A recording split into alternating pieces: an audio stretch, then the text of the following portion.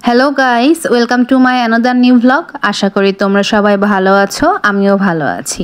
তো আজকে তোমাদের জন্য একটা রেসিপির ভিডিও নিয়ে চলে আসলাম। তোমরা হয়তো দেখে বুঝতে পারতেছো এটা কি, হালিম। আর এই হালিমটা আমি রেডি করছিলাম রাঁধুনির রেডিমিক্স মশলা দিয়ে। তো আমি প্যাকেট খোলার পর দেখলাম যে এর ভেতরে 2টা প্যাকেট ছিল। একটার মধ্যে চাল ডাল বিভিন্ন রকমের শস্য দানা ছিল, যেটা আমি এখন একটা পাত্রে ঢেলে নিচ্ছি। আর আরেকটা প্যাকেটের মধ্যে ছিল হালিমের মশলা। আর এখানে কিন্তু মশলা লবণ সবকিছু একসাথে মিক্স করা আছে। তো দুইটা পাত্রে আমি ঢেলে নিলাম। আর আমি কিন্তু এবার ফার্স্ট টাইম হালিম বানাচ্ছি বাসায়। আর হালিম আমার বাইরে খুব একটা খাওয়াও হয় না।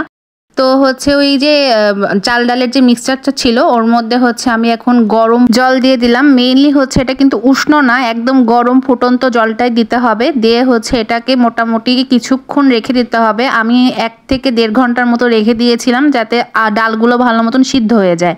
তো এখানে আমি মাংস নিয়ে নিয়েছি। আমি এখানে পরিমাণ মতো খাসির মাংস নিয়েছিলাম। তো এখন একটা কড়াইয়ে আমি পেঁয়াজ কুচি দিয়ে দিচ্ছি। আর আমি কিন্তু আগে থেকে একটু পেঁয়াজ বেরেস্তাও করে নিয়েছিলাম, তোমরাও আগে থেকে পেঁয়াজ বেরেস্তা করে নিও।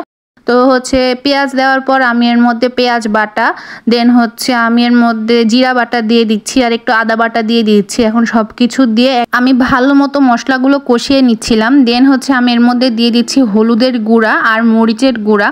তোমরা যদি ঝাল বেশি খেতে পছন্দ করো তাহলে মরিচের গুঁড়াটা একটু বাড়িয়ে দিও। আমি তো অত ঝাল খাই না, তাই একটু কমই দিয়েছি। আর সামান্য পেঁয়াজ বেরেস্তা এর মধ্যে আমি অ্যাড করে দিয়ে সব কিছু একসাথে মিক্স করে নিচ্ছি। আর যে হালিমের মশলাটা ছিল সেটা এখন এর মধ্যে দিয়ে দিচ্ছি।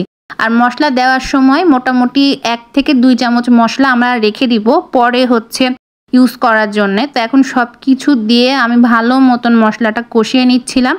দেন কিছুক্ষণ পর যখন পানি তেল বের হয়ে আসবে তখন আমি এর মধ্যে খাসির মাংসগুলো দিয়ে দিয়েছি। এখন মাংস সহ ভালো মতন এটা কষিয়ে নিচ্ছিলাম। আর খাসির মাংস যেহেতু সিদ্ধ হতে একটু সময় লাগে, তাই একটু সময় নিয়েই এটা আমি রান্না করছিলাম। মোটামুটি 15 থেকে 20 মিনিট এটা আমি সিদ্ধ করেছি। দেন ঢাকনা দিয়ে রেখে দিয়েছিলাম। তো তোমরা দেখতেই পাচ্ছ আমার মাংস একদম ভালো মতন কুক হয়ে গেছে। তো হওয়ার পর যে আমি চাল আর ডালের মিক্সচারটা ছিল সেটা এর মধ্যে অ্যাড করে দিলাম। দেওয়ার পর আমি এখন এগুলোকে ভালো মতন মিশিয়ে নিচ্ছি। তো এখন যেটা করতে হবে, আমরা একটু গরম জল এর মধ্যে অ্যাড করব। তো আমি আরেকটা পাতিলে কড়াইয়ে গরম জল বসিয়ে দিয়েছিলাম। আর এখানে আমি এখন সেটা অ্যাড করে দিলাম। এখন এটাকে ভালো মতন নাড়াচাড়া করতে হবে। মেইনলি এটাকে যদি ঢেকে দিয়ে রেখে দিই তাহলে কিন্তু হবে না, কারণ কি এটা কিন্তু নিচের দিকে লেগে যায়। এজন্য সময় নিয়ে নিয়ে জাল দিয়ে আস্তে আস্তে এটাকে নাড়াচাড়া করতে হবে, তাছাড়া কিন্তু নিচের দিকে লেগে পুড়ে যেতে পারে। তো আমি কিছুক্ষণ ঢাকনা দিয়ে ঢেকে দিচ্ছিলাম, আবার উঠিয়ে উঠিয়ে সঙ্গে সঙ্গে খুন্তি দিয়ে নাড়াচাড়া করে নিচ্ছিলাম, যাতে নিচের দিকে একটু লেগে না যায়। তো এইভাবে করতে করতে যখন দেখবে যে জলটা মোটামুটি শুকিয়ে গেছে তখন একটু লবণটা চেক করতে হবে। যেহেতু মশলার মধ্যে লবণ দেওয়া থাকে, এখন লবণ যদি বেশি তাও কম লাগে তাহলে একটু অ্যাড করে নিতে হবে। আমি একটু অ্যাড করে নিয়েছিলাম। দেন মোটামুটি একটু যখন থিকনেস আসবে তখন ওই যে মশলাটুকু আমি রেখে দিয়েছিলাম হালিমের, সেটা এর মধ্যে অ্যাড করে দিতে হবে। অ্যাড করে দেওয়ার পর সব কিছু সুন্দর মতন মিশিয়ে নিয়ে যখন হালকা একটু রস রস থাকবে তখনই নামিয়ে ফেলতে হবে, কারণ এটা কিন্তু শুকিয়ে গেলে আরও বেশি ঘন হয়ে যাবে। তো আমার হালিম রান্না কমপ্লিট। এখন আমি এটাকে একটা বাটিতে পরিবেশন করছি, পরিবেশন করে তোমাদের দেখাই। তো প্রথমে আমি এই মাটির বাটিটাতে হালিম উঠিয়ে নিলাম। দেন এর উপর দিয়ে আমি পেঁয়াজ বেরেস্তা দিয়ে দিচ্ছি। তারপর আমি কুচি কুচি করে মরিচ কেটে নিয়েছিলাম, যারা ঝাল বেশি খায় তারা বেশি নেবে। আমি পরিমাণ মতো এখানে মরিচটা দিয়েছি।